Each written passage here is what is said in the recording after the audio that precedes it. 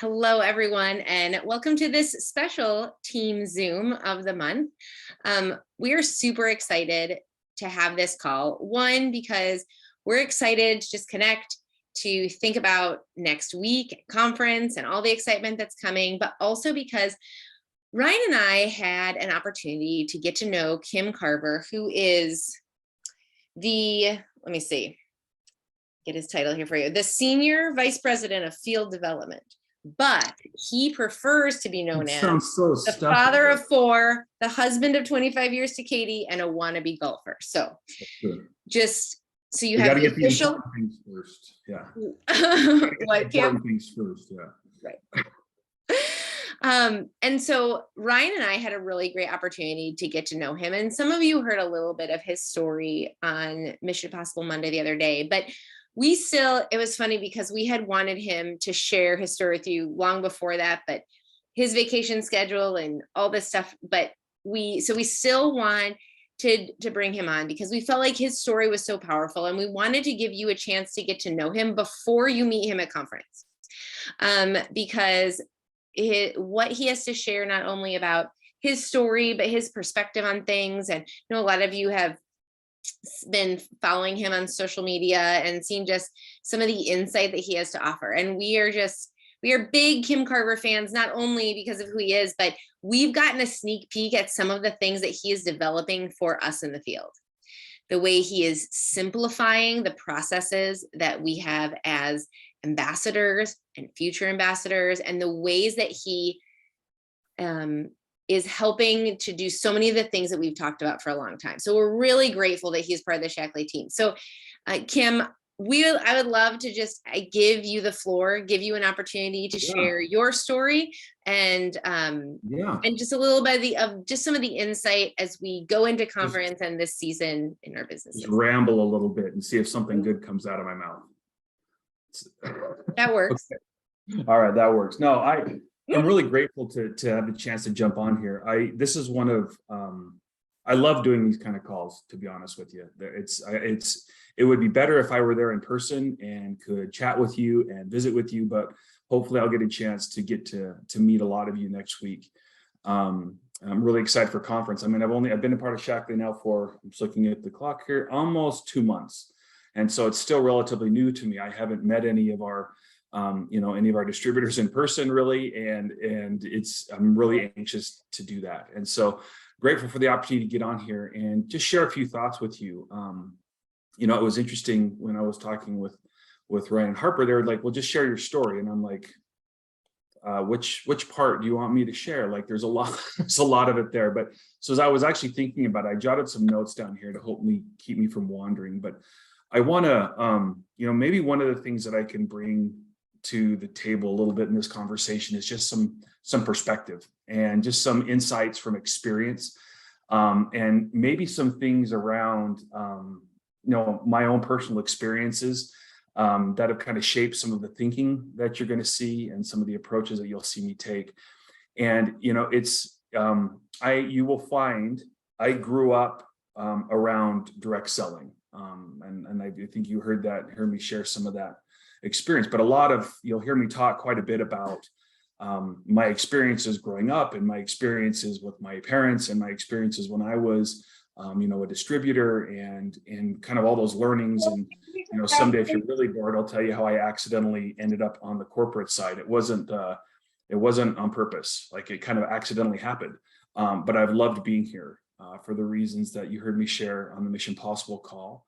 And one of the blessings in my life has been the opportunity to work with people and really see the power of this model make a difference in people's lives. And that's the thing that really gets me jazzed up, to be honest with you. I love to because there are very few models in this world that can empower really anyone who's willing to put in the time and effort, anyone who's willing to really apply themselves and to learn new skills and do things. You really don't have a better platform than direct selling. And I don't say that just out of some book that I read. I don't say that out of just because I'm a corporate guy and I have to say stuff like that. I've seen it. I want to share a quick experience with you about a young woman named Michelle. And that's not her real name, but I don't have permission to share her story because I didn't ask her. So I'm going to use a different name, but I'm sure she'd be fine with it, but just out of respect to her. But Michelle was someone that I met many years ago when I lived in New York. And I had gone out there and was opening up some facilities, some offices for the company that I was working for at the time. And Michelle was one of the first distributors that I met. And Michelle, I remember we had a meeting and I was standing up kind of doing some training, and I saw Michelle kind of come in a little bit late, and she was in the back of the room and she had a baby and like another kind of baby. Like I think it was like 1 or 2, but I was like, oh, those kids are pretty close in age. And so after the meeting, I saw her sitting there juggling these babies, and she was like trying to take notes and everything. And my heart kind of went out to her a little bit. So after the meeting, I went up and introduced myself, and I asked her, I said, so tell me a little bit about your story. Like what brings you here? I see you back there with these kids and you're juggling things and everything, and you clearly want to be here. What's going on? And she told me how, a little bit about her life, and she had a rough go of things. And in fact, if you were to look at her statistically, there wasn't much that was supposed to go right for Michelle. She was a single mom of the 1.5, 2-year-old that was there. And her sister, who was also a single mother, had just passed away a few months previously, and she had adopted her sister's baby boy. And so she had these 2 kids. That's why they were so close in age. And one of was there. And that just speaks a little bit to the kind of person that Michelle was. And she told me, she said, I have to have something that can help me make ends meet with my family, because she only can work a part-time job with these other things that are coming in, but she had to be able to do something at home. And you're all familiar with the story. And I got to tell you, from that moment that I met her, like I was all in on Michelle. I was all in supporting her. I'm like, okay, so let's talk about why we sat there for about 20 minutes longer, about as long as the kids would endure. And we talked about things and planned things and what could she do? And I would call her up once a week and she would call me, and I kind of functioned as like a virtual upline to her. And watched Michelle go through the struggles that a lot of new distributors go through, right? The people telling her that she was crazy, that she was this and that, and the ups and the downs, and I think I'm getting some traction. Oh no, I'm slipping. I'm not getting traction anymore. What's going on? All those things that happen, and ups and downs. But I watched her persevere, and I watched her do that because her why, her purpose was so big that it dwarfed any obstacle that came her way. And it made a huge difference in her. And I'm going to fast forward now 2.5 years. 2.5 years later, being around Michelle had just kind of become kind of commonplace, because I saw her all the time, and we got to be really good friends and things like this. And there was an incentive trip that the company had put out there for their leadership to go to Monaco.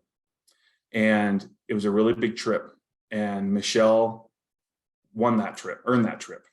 And I remember distinctly, there was a real tender moment for me where we were walking in the Hotel Monaco, and I was late getting in, and I walked in the lobby and I saw Michelle sitting kind of just in the middle of this lobby looking around crying. And so I was like, oh, what's going on? Is she okay? And so I went over to her and I approached her. I said, are you okay?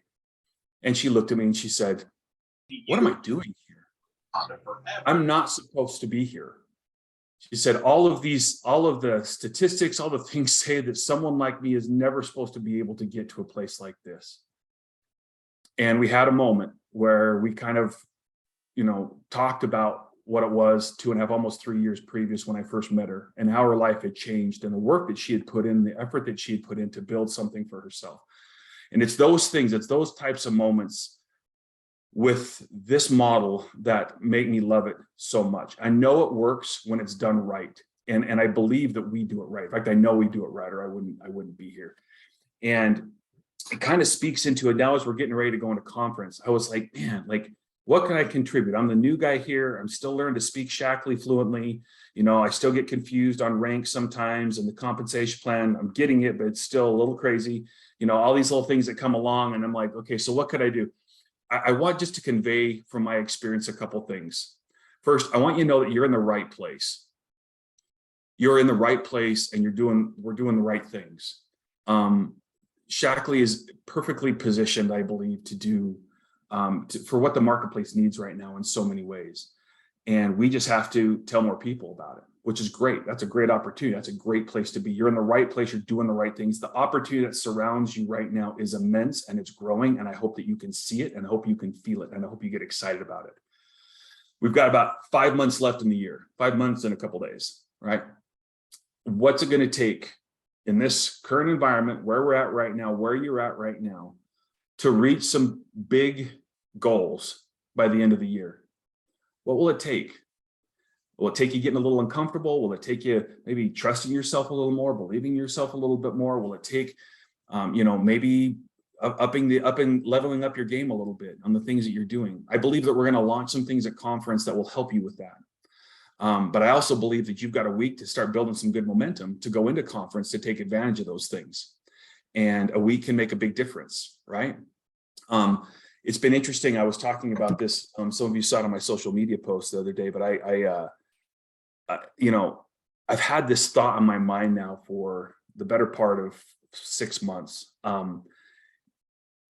For coming out of the pandemic, there was an interesting thing that happened to me. I'm typically someone that's very much fairly, I like to set goals. I like to focus my energies. I like to be close to my purpose and my why and the things that I was talking about. And I kind of lost that for a little while. And maybe some of you on this call can relate to that a little bit. I kind of got myself, like, it was weird. Like, I knew I wasn't where I wanted to be and I knew I needed to change things, but I was almost confused because I wasn't exactly sure how I got where I was in the first place. And so it was kind of like this thing. And I found myself getting okay with just being okay, which is not a Cim Carver way of living life. Okay, just so you know. And it was bothering me. It was bothering me. And I had to take some steps. And one of those steps, honestly, was what brought me here to change some things, to believe in myself, to be able to take some action, to be able to do that. I think that a lot of people right now, maybe some of you on this call, as we've gone through the pandemic, I think a thing that happened, if I were just to speak high level here, is that for the better part of 2.5 years during the pandemic, we were conditioned in a lot of ways to surrender our decision making to other things that were outside of our control. We had to, but we did. A lot of people adopted a mindset, me included, much more than normal, where I let things outside of my control dictate to me what I was doing, how I was feeling, things I was trying to do. And it was, scary, and it was intense and all these things. And I think it just kind of, and I know it snuck up on me, where all of a sudden I was reacting to things that were happening in life. And when things weren't happening, I was kind of finding myself sitting around, like looking, waiting for the next shoe to drop so I could react to do it, instead of being proactive, instead of setting goals, instead of doing those things that I knew worked to help me live a life that I want to live, be fulfilling, be the kind of person that I want to see, I want my kids to see, be the kind of husband to my be the kind of husband to my wife. Okay. It was strange. And I just had this moment where I was, seeking guidance and inspiration from above. And I had this thought that, you're focusing on the wrong things. And that's the problem. You're focusing on things that are outside of your control. And you're not focusing on the things that are inside of your control. So I want to give you guys some tips, okay, some takeaways here. This will hopefully be something you can act on. As you're looking, if you're in a place like that, and these are things that I found have proven not only in my own life, but in the lives of hundreds and probably thousands of people that I've worked with over the last 18 years, okay, that I know definitively, without a doubt, okay, that people who succeed consistently in their life own their life. What I mean by that is they have a different mindset when they approach their life. And I'm gonna list a couple things to you that will help you kind of understand what I mean by that. The first one is to learn to live on purpose. So if you're struggling, kind of coming out of the pandemic fog, if you feel like you're kind of in a rut, or any time in your life when you feel like you're just kind of you're in a funk, okay? The first place to start is, am I living my life on purpose? And what I mean by that is Am I consciously waking up every day with goals that I'm trying to achieve, directions that I'm trying to go? Am I consciously doing that? And then am I looking at what are the things that I can control and that will help me get to where I want to go? And those are the things that I focus my time and my energy on. Now, sure, I've got 4 kids, 2 of them have special needs. I understand there's stuff that happens, right? The other night, my neighbor, sweetheart, brought over a huge bag of popcorn for my kids. My oldest kid has special needs, ate half the popcorn and spent 3 hours throwing up that night. My morning was a mess because I spent 3 hours cleaning up his throw up all over the place, right? So stuff happens, I get it. But by and large, are we living on purpose? Do you have goals? Are we identifying those controllable activities that you can control to go after those goals? It's this image of you having your hands firmly on the steering wheel of the vehicle that is your life. And you are the one that's turning, you are the one that's controlling where that vehicle is going. Because I can promise you this, if you don't manage your life, someone else is managing it for you. And it's probably not in the direction that you want it to go. Maybe it is, but it might not be. Okay. But I do know that at the end of your life, you'll look back, and if you lived a life where you owned that life, it will be much more fulfilling to you. And that's another story I'll tell you sometime about my grandfather. He taught me that. The second thing that I want to encourage you to do, especially right now, is to be optimistic, to focus on the positive things that are around you. This is an amazing world. There are amazing things in this world. There are incredible things here. Sometimes you wouldn't know it if you read the news. Sometimes you wouldn't know it if you got on social media a lot. It's divisive, it's polarizing, it's all those things, but you can choose to be optimistic and you can choose to focus on the positive. And let me tell you the reason why.